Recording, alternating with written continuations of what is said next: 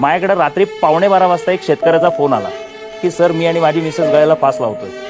काय माझ्यावर फिलिंग्स असतील. मी शांतपणे बसलो. म्हटलं अरे काय रे बाबा काय झालं. तर तो म्हटला गेल्या 14 वर्ष झाले साहेब मी शेती करतोय. गेल्या 10-12 वर्ष माझं डाळिंबाचं पीक खूप चांगलं आलं, पण गेल्या 2 वर्ष झालं की माझं डाळिंबाचं पीक वाया गेलं आणि मी कर्जबाजारी झालो. तर मी म्हटलं मग.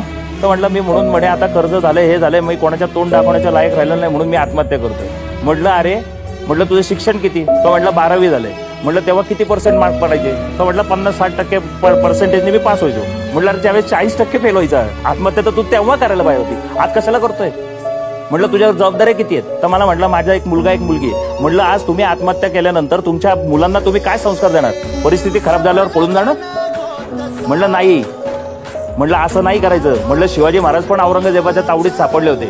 त्यांनी काय केलं तिथून शक्कल लढवली आणि पेटाऱ्यातनं बाहेर पडले आणि स्वराज्य स्थापन केलं. ठीक आहे ना, चुकतं ना, कोण नाही चुकलं या जगात. सगळे चुकतात.